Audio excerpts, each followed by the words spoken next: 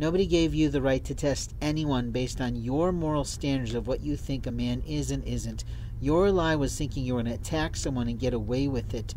You have failed yourself before the Lord Most High. You fucking thought you had the right to put your hands on some man's physical body and play honk honk beep beep, apparently, who knows what the fuck that is, on their body. Nobody asked you to shave anybody.